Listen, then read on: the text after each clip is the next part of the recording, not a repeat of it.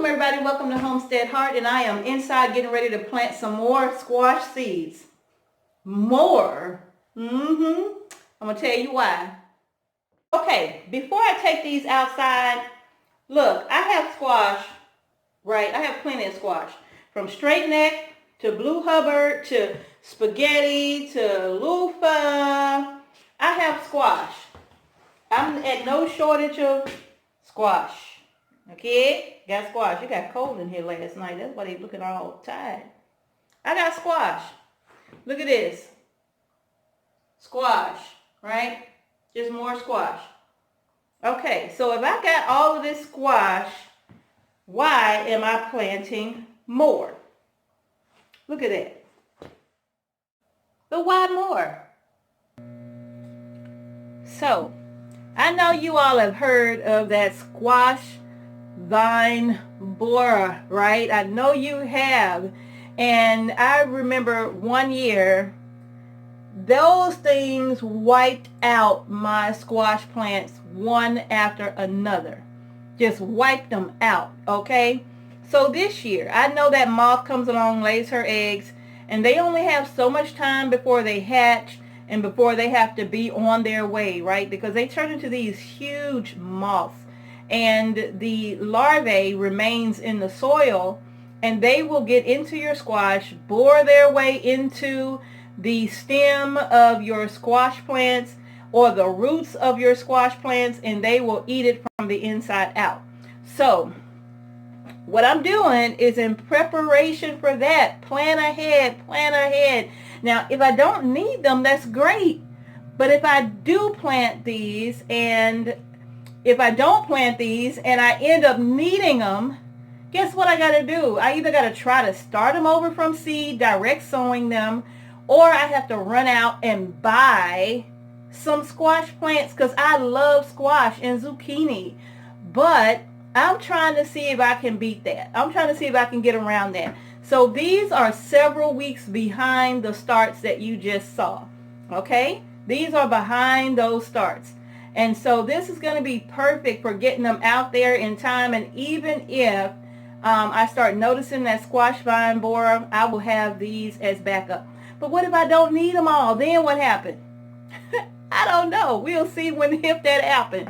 But in the meantime and in between time, I'm getting ready to start some more squash seeds. Okay, so I'm not just starting squash. I'm starting honeydew melon and the cantaloupe and more chamomile.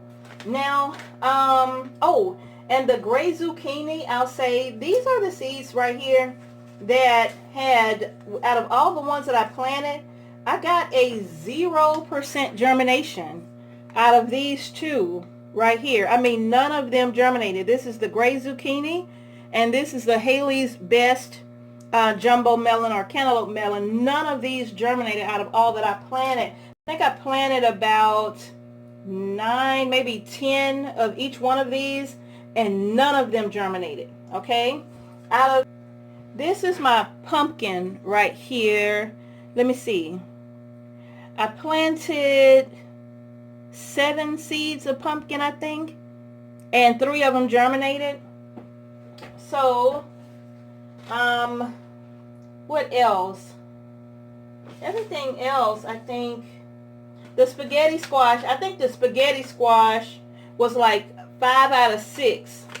5 out of 6 of these germinated. I got it all wrote down in there because I'm keeping track of this as I plant.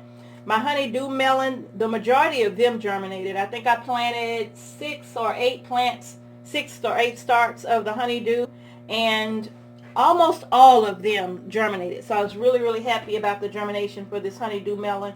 But I'm going to start more of the honeydew just because I want to start more. But I'm going to start here with the zucchini.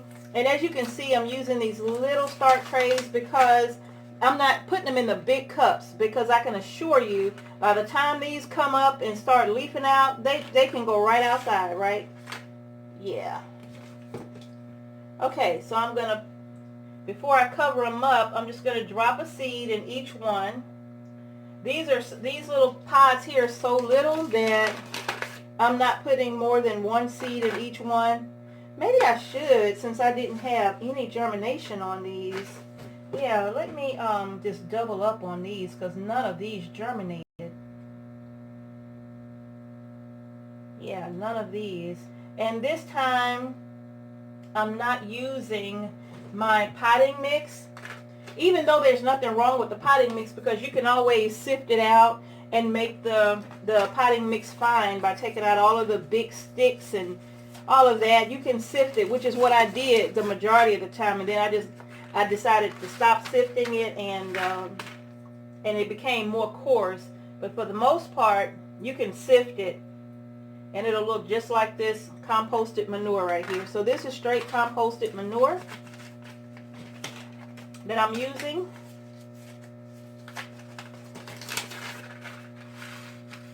This is the straight neck squash. I think I will plant a couple of seeds in a couple of those. Whoops, where are you going? These are 3 containers of cilantro right here. I needed more cilantro because my cilantro germinated, but it just didn't do good. And I'm planting more of the chamomile, or as my brother say, chamomile.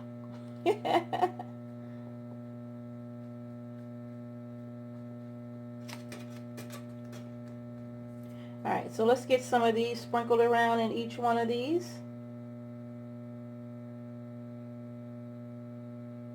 And that's going to do it for the chamomile. These seeds are so little. You can't see all them seeds. And I'm planting just a few more of the honeydew. I love melon. I love melon. Especially in the heat of the summer, I love it. I'm only going to put 1 seed in each one of these just because the germination rate on these were fantastic. I dropped a seed somewhere. I heard it fall.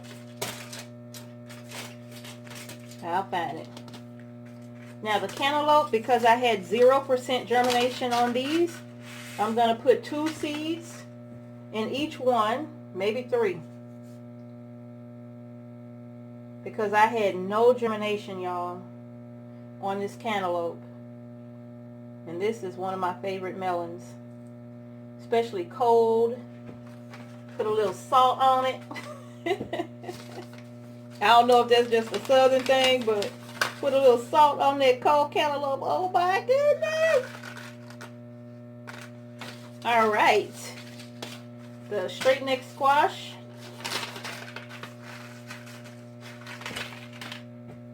Doing these again. That seed looks damaged. I'm going to put another seed. Actually, let me just put 2 in each one, because that way I don't have to take a chance on whether or not they will germinate.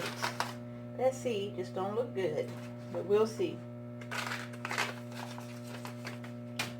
My butternut squash. Now I love butternut squash.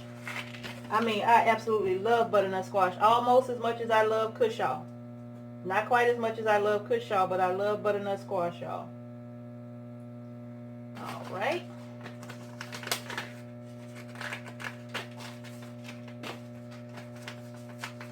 And last, but certainly not least, is my favorite alternative to pasta, to spaghetti. It's my spaghetti squash. See how big these seeds is? Probably shouldn't put more than 1 seed in there. But I dropped 2 in one. Yeah, I'm going to leave it at that, because these are some pretty big seeds and those are some pretty small cells. Alright, y'all. That's going to wrap that up so quick. What? Going to grab a little bit of compost here. Going to grab a nice handful. Let me put it in here so I can sprinkle. Oh, let me show y'all this while I'm doing that. Remember I said you can seed start in anything, right? Well, here's another one of those plastic containers Mr. Homestead Heart got from a co-worker of his. He said, no, don't throw them away. When you buy your lunches, save them for me. My wife uses them. So he brought me this one, and this one was, I love this one. because the lid is attached to it. Let's see if I can open. Okay, come on, let's see if we can open it.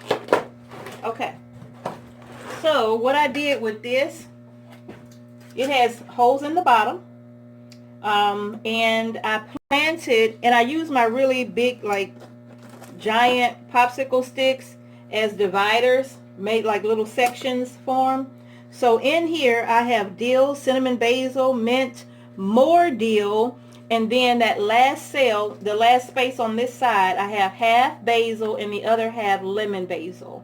So I planted even more herbs here, and all I have to do is just close this up. Look, automatic greenhouse. These containers are fantastic. I'm not getting rid of these. Nope. Okay, so now I'm going to use a little bit of my little composted manure here, sprinkle over the top of my seeds, give that a light tap down. Good. Okay, so just put that composted manure right on top, y'all. Sprinkle it right over the top.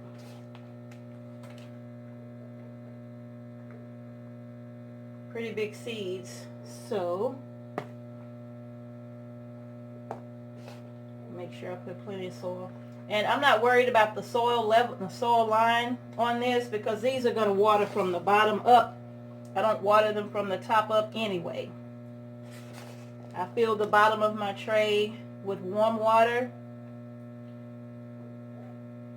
and it wicks up through the soil, and these babies are all good.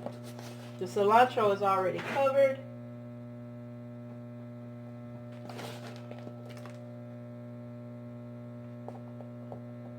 Y'all, I love using my laundry room as my grow room. I might have to come up with some other kind of solution for laundry. I don't know. Now, I can't do that, right? But I love this nice little cozy space. It warms up so fast in here. And the seeds just love it. I mean, they just explode with germination. I mean, they just bust up out of the pot. They come up out of there like, hey, world.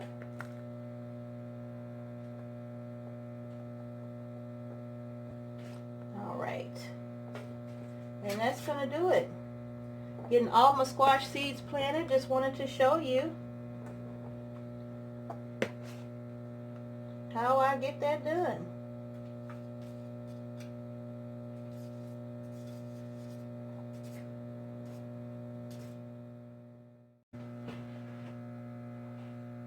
All right, you all.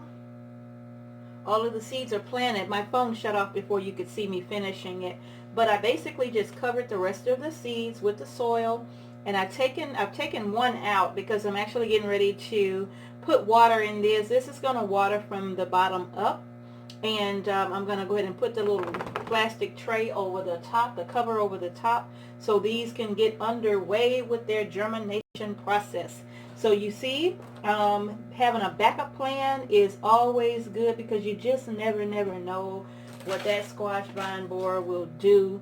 And so hopefully by the time these grow up, even just a little bit, I'll have plenty of time. They won't have to stay in here long, because our last frost date is fast approaching. So within a couple of weeks, if these are up and looking good, these can actually go straight outside after that.